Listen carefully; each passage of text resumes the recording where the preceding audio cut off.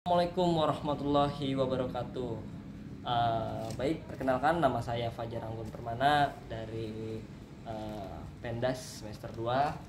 Hari ini akan menjelaskan tentang mind mapping yang saya buat, yaitu terkait dengan asesmen pembelajaran.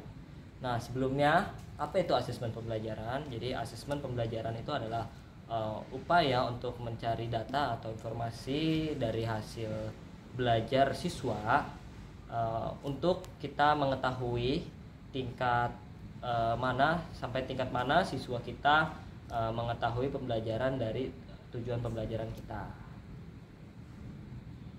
Ya, selanjutnya prinsip-prinsip penilaian. Nah, prinsip-prinsip penilaian itu ada 8 prinsip. Yang pertama itu mendidik, berkesinambungan, objektif, akuntabel, transparan, sistematis, menyeluruh, dan bermakna.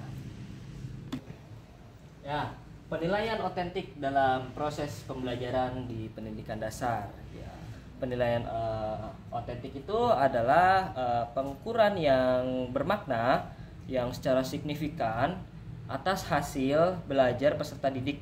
Untuk ranah-ranahnya nanti ada ranah afektif, ada ranah kognitif, ada ranah psikomotorik.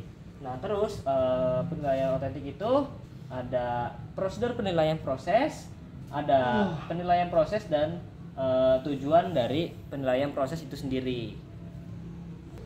Ya, selanjutnya penilaian otentik dalam pembelajaran pendidikan dasar itu juga ada tahapan pelaksanaan pada penilaian portofolio. Nah, tahapan-tahapan yang akan dilalui yang pertama yaitu menjelaskan kepada peserta didik maksud dari penugasan portofolio itu. Lalu sampel-sampel portofolio yang dapat digunakan untuk peserta didik. Terus yang ketiga, peserta didik diharuskan mengumpulkan dan mengarsipkan dari portofolio tersebut.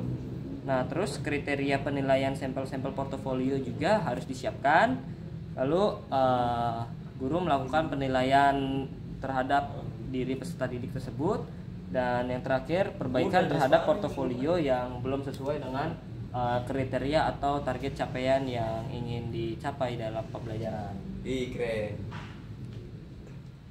Nah, selanjutnya penilaian portofolio. Penilaian portofolio sendiri itu bukan sekedar kumpulan dari hasil kerja atau kinerja siswa, melainkan kumpulan hasil siswa dari kerja yang sengaja diperbuat siswa untuk menunjukkan bukti bahwa atau tentang kompetensi ataupun keterampilan yang dimiliki oleh siswa itu dan capaian siswa dalam suatu mata pembelajaran. Nah, perlu diketahui juga oleh guru sebagai bahan pertimbangan dalam menentukan langkah-langkah perbaikan pembelajaran ataupun peningkatan belajar dari siswa. Jadi penilaian portofolio itu hampir mencakup semua kompetensi siswa. Jadi guru harus bisa kreatif dan inovatif dalam pelaksanaan penilaian portofolio ini. Nah, selanjutnya penilaian otentik dalam pembelajaran pendidikan dasar, yaitu dalam penilaian produk atau penilaian produk. Nah, di sini dalam materi ini ada penilaian otentik. Nah, apa itu penilaian otentik? Penilaian otentik itu adalah pengukuran yang bermakna secara signifikan atas hasil belajar peserta didik untuk beberapa ranah. Yang pertama ada ranah sikap afektif, ada ranah psikomotorik yaitu keterampilan, terus ada makna pengetahuan yaitu kognitif. Nah, ya, selanjutnya tahapan pada penilaian produk. Tahapan dalam penilaian produk ini ada beberapa tahapan. Yang pertama itu ada tahapan analisis, terus ada tahapan desain, tahapan pengembangan, tahapan implementasi, dan tahapan evaluasi. Jadi 5 tahapan ini harus dilalui oleh tenaga pendidik atau guru untuk mencapai hasil yang maksimal dalam evaluasinya nanti. Terus juga terakhir penilaian produk sendiri, guru bisa berkolaborasi dengan wali murid dan juga dengan siswa untuk menciptakan hasil yang maksimal dan inovatif.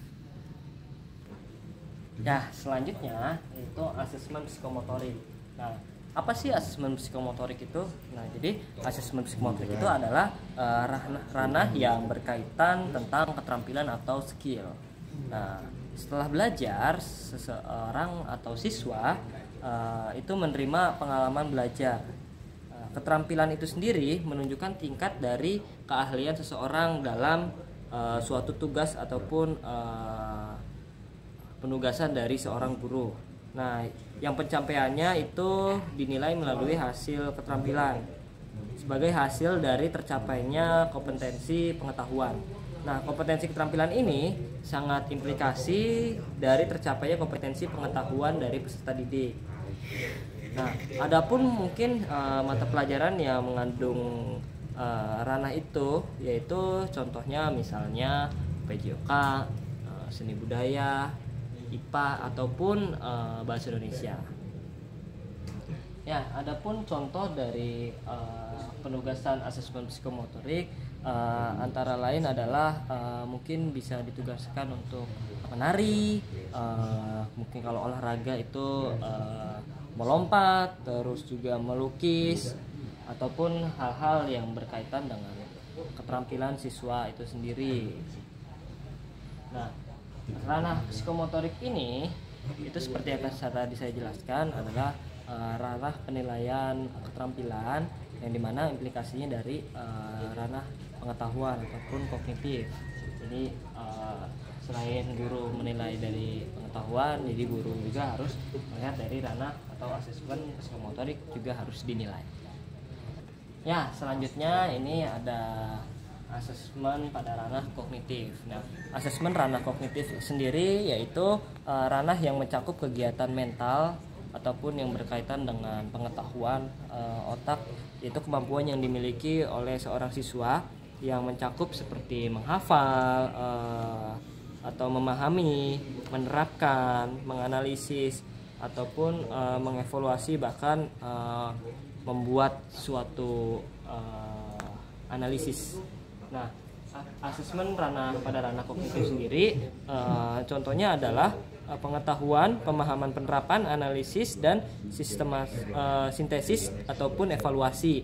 Jadi contoh dari penugasan ranah kognitif ini adalah yang berkaitan tentang pengetahuan, memahami ataupun menyimpulkan dari suatu hasil pembelajaran.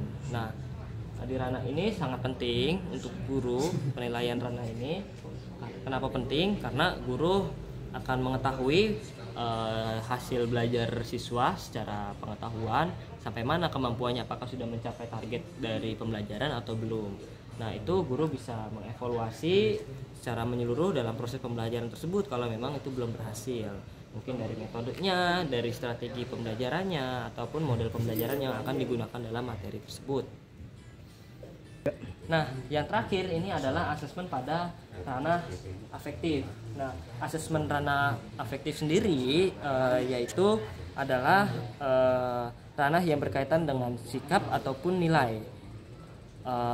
Di mana ranah ini atau ranah afektif itu mencakup watak, perilaku, karakter seperti perasaan, minat, sikap, emosi, dan nilai dari keseharian siswa tersebut.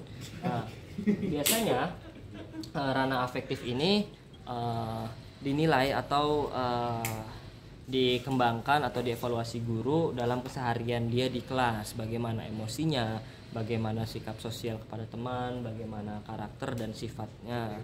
Nah, contoh dari ranah afektif itu sendiri ini di mana beberapa pakar mengatakan bahwa sikap seseorang dapat diramalkan perubahannya bila seseorang itu memiliki kekuasaan atau penguasaan pada kognitif tingkat yang tinggi. Jadi ranah afektif ini cukup berimplikasi pada ranah kognitif dan juga ranah psikomotorik, di mana semakin tinggi tingkatan mental atau tingkatan kognitifnya, maka tingkat care aware dari ranah afektif ini, tingkat emosionalnya ini akan ranah ini cukup penting bagi guru untuk melakukan penilaian dan melakukan evaluasi agar siswa itu bisa mendapatkan pembelajaran atau pendidikan karakter yang tepat nantinya. Mungkin itu saja dari pemaparan tentang materi asesmen pembelajaran dari saya. Saya ucapkan kurang lebihnya mohon maaf. Terima kasih. Assalamualaikum warahmatullahi wabarakatuh.